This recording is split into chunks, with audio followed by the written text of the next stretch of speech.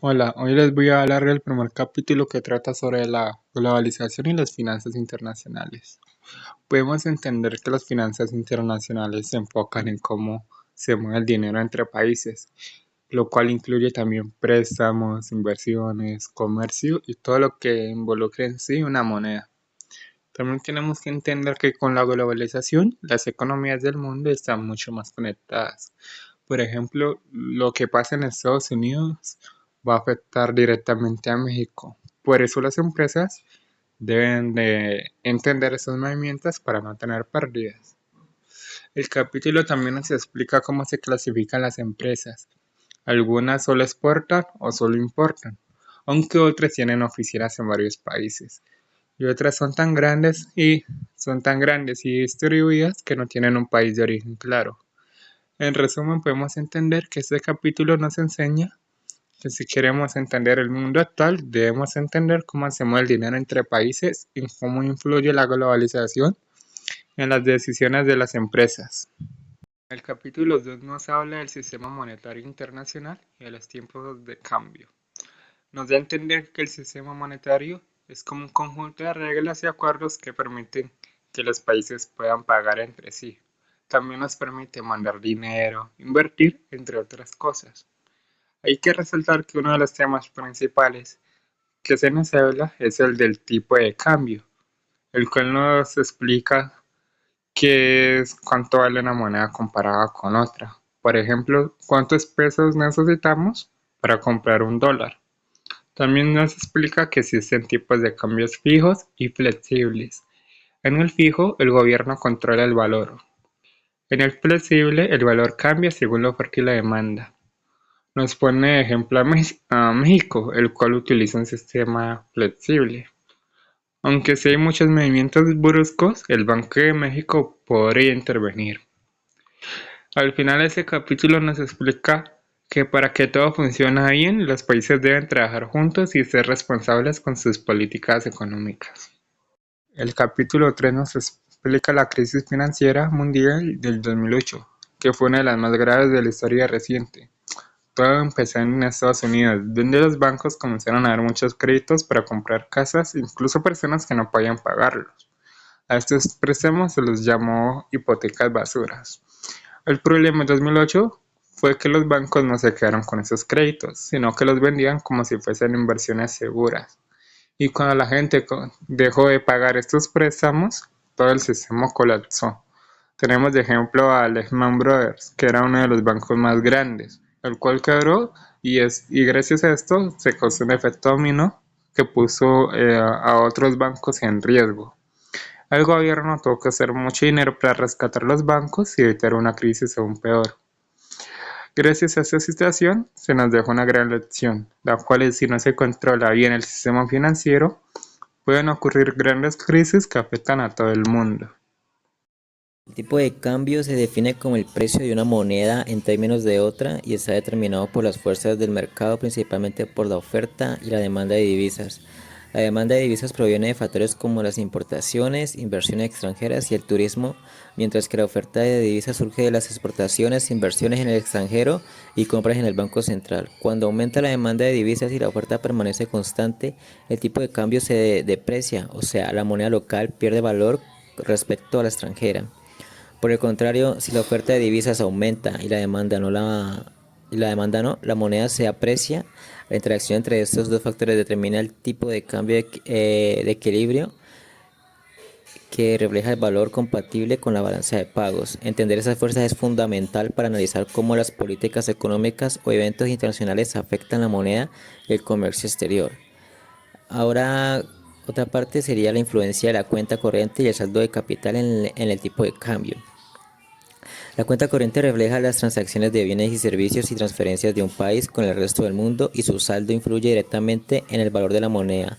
Un superávit en la cuenta corriente donde las exportaciones superan a las importaciones tiende a fortalecer la moneda, provocando su revaluación o sobrevaluación. Por otro lado, un déficit suele causar depreciación o devaluación, intentando restablecer el equilibrio. Sin embargo, También influyen los movimientos de capital como inversiones extranjeras o salidas de capital que pueden reforzar o contrarrestar estos efectos. Cuando hay salida de capital, la moneda tiende a despreciarse. Cuando entra capital extranjero, puede fortalecerla. La interacción entre estos dos elementos determina el equilibrio del tipo de cambio y la competitividad del país en el mercado internacional. Y el último tema de este capítulo es políticas y reformas económicas para mantener o ajustar el tipo de cambio y la competitividad. Para mantener un tipo de cambio estable o ajustarlo en función de las condiciones económicas, los gobiernos y los bancos centrales utilizan diversas políticas. Por ejemplo, la política monetaria y fiscal puede influir en la oferta y la demanda de divisas, por ejemplo, mediante tasas de interés o control presupuestario. Además, la implementación de reformas estructurales como mejorar la productividad, modernizar sectores productivos y reducir barreras comerciales incrementa la competitividad internacional.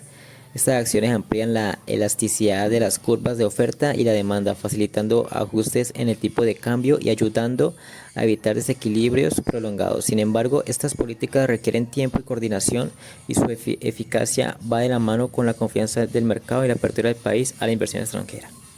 Voy a hablar sobre tres aspectos importantes del mercado de divisas. El primero, las funciones y características del mercado de divisas es, digamos, un mercado global, lo que significa que monedas de todo el mundo se compran y venden en diferentes plazas, pero el precio de cada moneda es único en todo el mundo. Además, es un mercado descentralizado. Trabaja las 24 horas y opera electrónicamente, lo que facilita transacciones rápidas y eficientes. Esto permite a empresas, bancos y gobiernos intercambiar monedas en cualquier momento del día sin necesidad de un lugar físico específico. En segundo lugar, los participantes y niveles del mercado participan bancos internacionales, bancos centrales, brokers, empresas y turistas. Las transacciones pueden ser de diferentes tamaños, desde pequeñas compras por turistas en aeropuertos hasta grandes transacciones entre bancos. Además, hay distintos niveles, por ejemplo, el mercado al contado, donde la transferencia de fondos es rápida, el mercado a plazo para acuerdos futuros y el mercado de futuros y opciones para gestionar riesgos o especular. Por último, los conceptos de eficiencia, arbitraje y especulación. La eficiencia del mercado significa que los precios reflejan toda la información disponible, lo que elimina oportunidades de ganar dinero sin riesgo, conocidas como arbitraje. La especulación, en cambio, implica comprar o vender monedas para aprovechar cambios futuros en los precios, lo que ayuda a que el mercado tenga mayor liquidez y estabilidad, aunque puede influir en los tipos de cambio en el corto plazo. Estos aspectos hacen que el mercado de divisas sea uno de los más importantes y dinámicos en el mundo económico.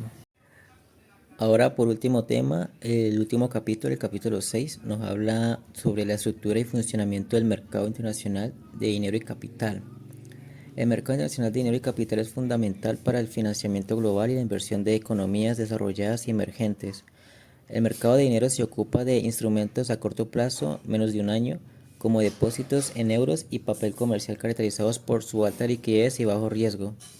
En cambio, el mercado de capitales negocia instrumentos a largo plazo como bonos y acciones que permiten a gobiernos y empresas obtener fondos para proyectos y expansión. Puntos clave. Los bancos internacionales centralizados en hubs como Londres facilitan estas operaciones globales. La tasa LIBOR, referencia a las tasas de interés internacionales, determinan el costo del dinero y refleja las condiciones del mercado intercambiario. La emisión de bonos, especialmente eurobonos, permite a los emisores captar fondos en diferentes monedas y en mercados internacionales con procesos como la sindicación y negociación en mercados secundarios. Y por último, y último punto, las acciones globales negociadas en bolsas internacionales mediante instrumentos como ADR y WEBs ofrecen oportunidades de diversificación en un portafolio internacional. Esta estructura permite que el dinero y el capital circulen globalmente, facilitando el comercio, las inversiones y el crecimiento económico. Como segundo tema, los instrumentos financieros y su papel en la gestión del riesgo. Los instrumentos como bonos de papel comercial y los derivados son herramientas esenciales para gestionar riesgos y financiarse internacionalmente. Cada uno tiene características específicas que se adaptan a diferentes necesidades y perfiles de inversores.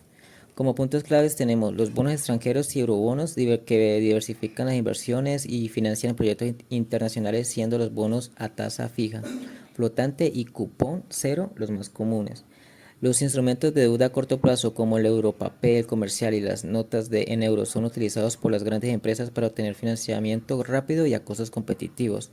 Los contratos forward de tasas de interés FRA y otros derivados son utilizados por bancos e inversionistas para cubrirse contra riesgos de variación de tasas y tipos de cambio. La importancia de la tasa LIBOR radica en su uso como referencia para fijar tasas en los instrumentos afectando directamente los costos y los beneficios.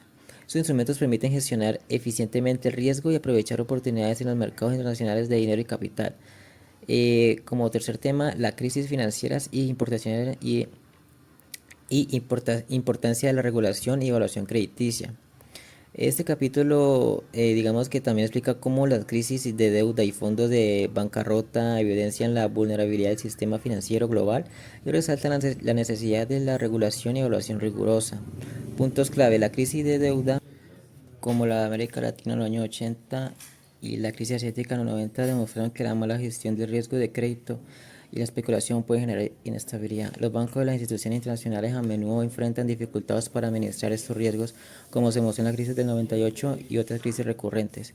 Las calificadoras de riesgo Standard y Poor's y Fitch juegan un papel crucial en evaluar la calidad mediticia de los emisores internacionales, influyendo en las decisiones de intervención y en los costos de financiamiento. La gestión del país es fundamental en estos contextos, ya que refleja la solidez económica y la percepción de confiabilidad de un país en los mercados internacionales. Eh, las regulaciones adecuadas la regulación adecuada y una evaluación crediticia transparente son claves para prevenir crisis similares en el futuro. Como conclusión, el mercado internacional de dinero y capital permite movilizar fondos y gestionar riesgos a escala global. Los instrumentos financieros, desde bonos hasta derivados, facilitan financiamiento y protección contra riesgos y las crisis financieras. Muestran la importancia de una regulación sólida y la evaluación precisa del riesgo para mantener la estabilidad del sistema internacional.